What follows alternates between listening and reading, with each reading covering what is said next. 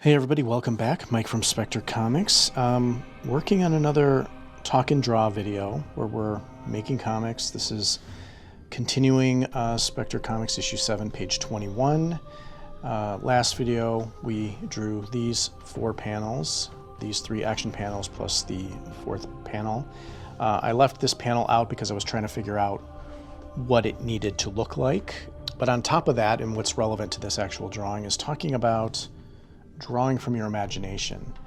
And it's actually kind of difficult to kind of picture everything in your head, but when you're working on a comic like this where you're doing a sequential set of panels which is telling a story and you're trying to convey images to tell that story and move it forward, especially when you have action scenes, you kind of have to picture all this in your head ahead of time. And it's been hard. I've actually struggled with this panel right here, trying to figure out how I want Arco to look. And if you're not familiar with my comic, this is the cover of SPECTRE Comics issue 6. This is Spark. He's the main character, in charge of the SPECTRE team that's out on a mission. And Arco is an alien that they came across while on their mission, and through the circumstances of what they're doing, joined forces to kind of go towards their common goal, which is rescuing some missing colleagues. Spark here is getting attacked by this rock creature. Arco is jumping to his aid, bashing the rock creature in the face with his staff. And then what I drew last time was a couple of action sequences with his staff.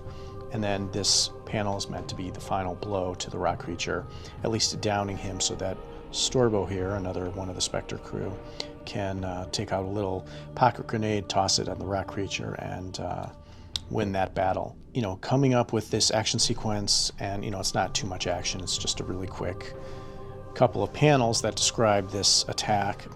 But the final blow, I couldn't figure out what angle to show it.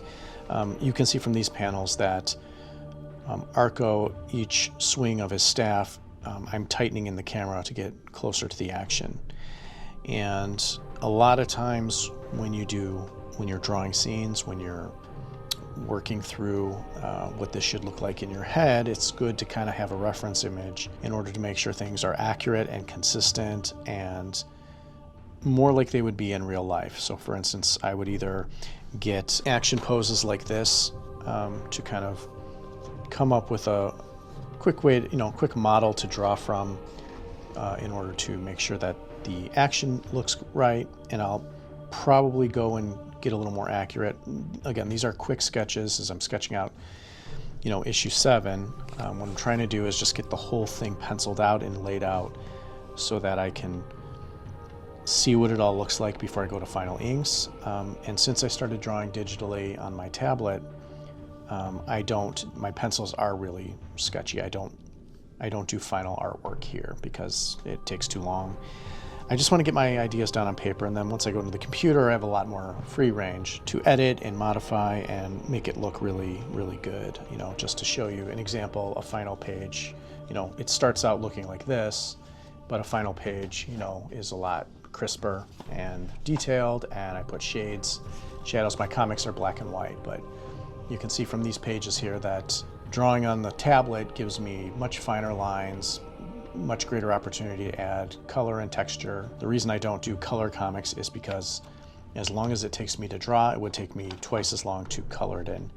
Maybe someday when I retire, I'll go back and color all these things in and create color versions of them, but my goal here is just to finish the story. Now, getting back to the topic of drawing from your imagination, I have in my head, for instance, this scene here where Arco is, again, dealing the final blow to at least stagger the rock creature enough so that Storbo here could go into his satchel here and pull out his little grenade and toss it at the rock creature. Now, the rock creatures, again, are pretty big, but they're not too bright. They just kind of attack on instinct, and Arco here is just dealing this blow and getting him knocked down. So we're going to kind of show like this blast here. Rock creature's face is, and I did reference in the video last time that it is very hard to kind of talk through what I'm doing while I'm drawing because I'm really trying to concentrate on what it should look like. Now, if I've already got something kind of in place, it's not a big deal because I'm just kind of going through the motions of drawing because it's already kind of thought out. But right now I'm actually trying to think through this scene. And again, that goes back to the topic of drawing from your imagination and figuring this out. It's a lot. Sometimes you do it like super sketchy just so you can kind of figure out where things are. I'm literally trying to see if Arco here, staff, hits the rock creature in the face. What's the rest of his body looking like? And you know, he's kind of leaning off the page, and his arm, one arm, let's say the left arm here, it will be kind of down and back. His body is kind of really rigid with various lines in it. Arco here, I really made his face. He doesn't really have this aggressive face. He kind of has a very plain demeanor most of the time. It usually just looks like this. He's not very expressive, but in this case, he's going full attack mode here. And actually, it might be cool to take this character out of his comfort zone, but since I don't draw him like that, it's not second nature to do it at any time. But I think it'll be funny. And again, this comic, even though it's a sci-fi adventure kind of comic, I do like to add humor into it. So, but yeah, just getting this panel drawn, making the characters in the exact position that I want them, and again, when I get to final inks, this may all go away. I may completely change the scene, but getting something done on paper, and more so just seeing how the page flows and how the panels lay out. Does it convey the action I want to see in the story? Because like right here, I think I made a mistake putting Storbo in this position here, because I want to, you see Arco doing the final blow, but I need to see the creature kind of downed. And so maybe Storbo goes to the next page, page 22, and we see Arco's done with his battle. And in this panel here, maybe I combine these two panels to create a single panel that is the rock creature kind of down and kind of a little dazed from being hit. I might revisit that. I might have to come back and look at that and take Storbo to the next page. His arm is over here. One left arm is down, the right arm is kind of back and up and kind of going in that motion.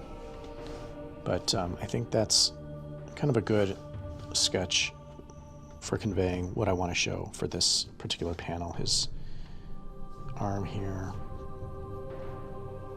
And I am adding a little bit of detail, but not too much. I'm really just trying to get the actions down, and that's part of the process of kind of thinking through. Because keeping it sketchy allows me to, I always say it's easier to edit something than it is to start from scratch. When you have a blank sheet of paper and you're putting your drawings and your ideas down on paper, you're basically starting from scratch. Everything at that point is coming from your head. Once you have something down on paper, you can manipulate it. Like I may not like Arco's arm in this position. He's going to be holding his staff here, and I'm just wrapping his fingers around it. The staff is going to come through here, and going back to using my straight edge here.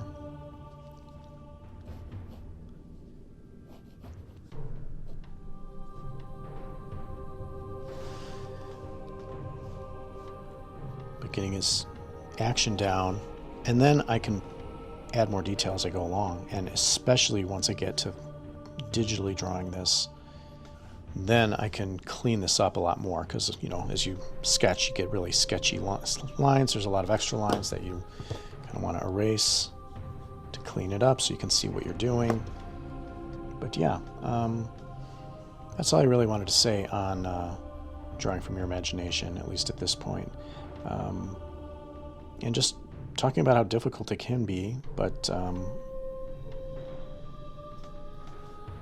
and how long it actually takes to kind of figure out where it goes. But if you do these quick sketches, it gives you a lot of leverage to put your ideas down and change them. I can see Arco's head and body and his arm and this arm and the staff going for him as he's jumping in the air. He's jumping in the air.